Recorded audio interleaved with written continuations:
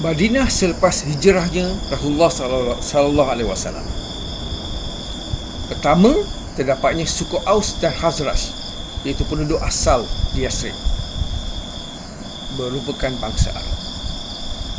Satu lagi adalah suku kaum bukan Arab, iaitu suku kaum bukan Arab yang dipanggil Yahudi, yang terdiri daripada Bani Quraizah, Bani Al-Nadir dan juga Bani Kainaqwa. Dan satu lagi adalah kaum Muhajirin, iaitu pengikut awal Nabi Muhammad SAW yang berhijrah dari Mekah ke Madinah. Jadi bagaimana Rasulullah menyatukan penduduk Madinah, di mana setiap orang diberikan kebebasan tanpa mengira agama, kaum dan keturunan. Ini asas kepada penyatuan penduduk Madinah. Berdasarkan kepada prinsip yang pertama, setiap orang diberikan kebebasan tanpa mengira agama, kaum dan berketurunan ataupun keturunan. Kaum dan keturunan. Setiap orang diberikan kebebasan tanpa mengira agama, kaum dan juga keturunan. Itu prinsip yang pertama. Ini menjadi asas kepada menyatukan penduduk Madinah. Bagaimana Rasulullah menyatukan penduduk Madinah? Pertama, menyatukan kaum Aus dan Khazraj yang dipanggil Ansar. Penyatuan antara golongan Ansar, iaitu penduduk Madinah, terdiri daripada golongan Aus dan juga Khazraj. Baginda telah menetapkan ataupun menerapkan iman dalam setiap sanubari kedua-dua kaum ini. Ini agar semangat asabiah yang diamalkan sebelum ini terhapus. Nabi Muhammad SAW juga menyeru kepada kedua-dua kaum ini supaya melupakan persoalan hutang darah dan dendam kesumat akibat perang But'ah yang telah meragut ribuan nyawa. Sebaliknya, mereka mesti hidup dalam keadaan aman dan saling bekerjasama atas dasar iman yang sama, Tuhan yang sama dan pemimpin ataupun Rasulullah sebagai pemimpin mereka. Ini adalah usaha pertama yang dibuat oleh Nabi Muhammad SAW adalah usaha penyatuan penduduk Madinah. Bagaimana Nabi Muhammad SAW menyatukan penduduk Madinah? Yang kedua, melalui persaudaraan golongan Muhajirin dan Ansar.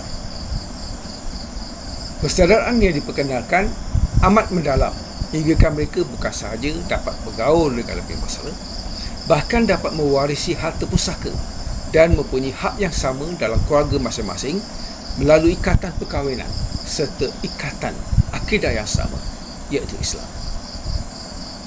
Golongan Muhajirin yang sebelum ini berhijrah dalam keadaan sehelai sepinggang dapat dibantu memulakan kehidupan baru dengan bantuan saudara seagama yang terdiri pada golongan Ansar, seperti mempersaudarakan Hamzah bin Abdul Muttalib dengan Zaid bin Harithah, Umar bin Al-Khattab dengan Itban bin Malik, Abdul Rahman bin Auf dengan Sa'ad Ar-Rabi. Ini adalah usaha yang dibuat oleh Rasulullah untuk menyatukan penduduk Madinah dengan mempersaudarakan antara golongan Muhajirin dan Ansar.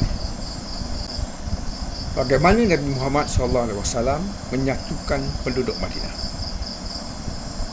Yang ketiga, melalui penggubalan piagam Madinah.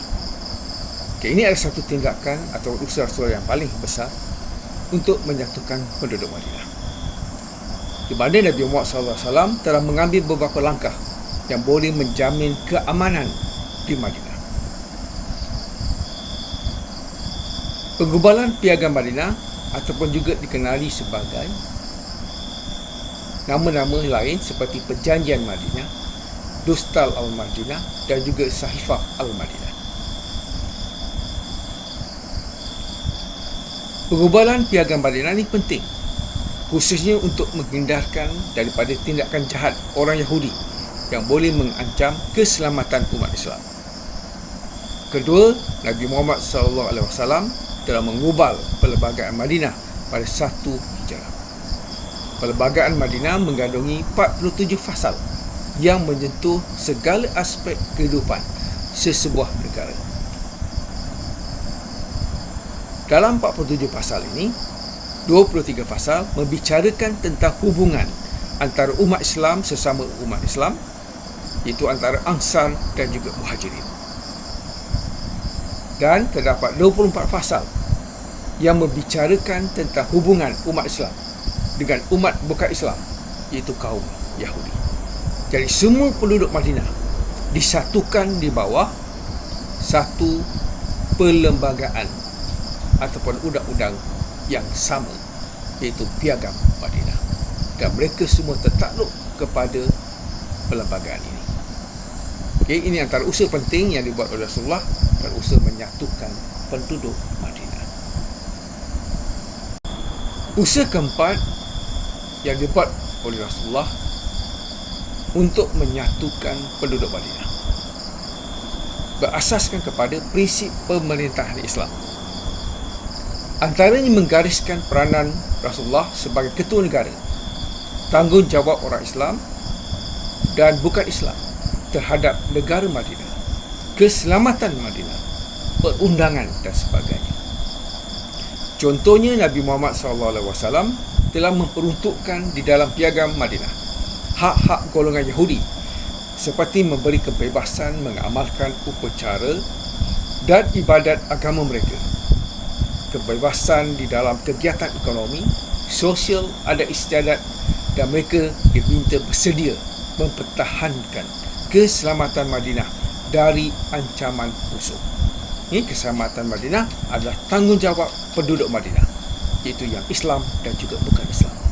Jadi setiap penduduknya mempunyai hak yang sama, di mana Rasulullah mementingkan keadilan dalam semua peringkat.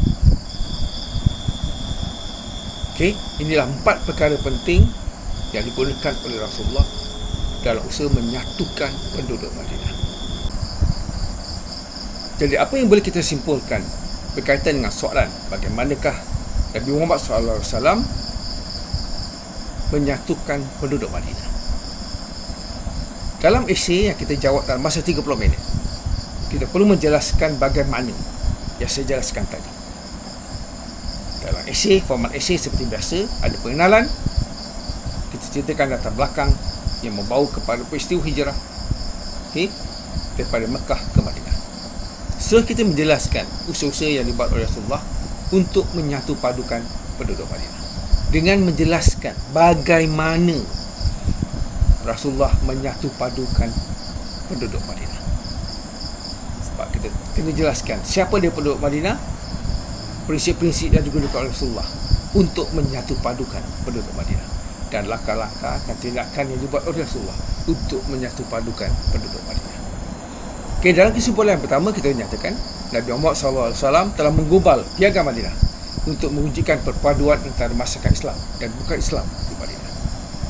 Piagam ini merupakan satu peraturan yang dibuat khas untuk penduduk Madinah, yang terdiri daripada pelbagai masyarakat, terdiri daripada pelbagai lapisan masyarakat yang berbeza dari segi agama dan budaya.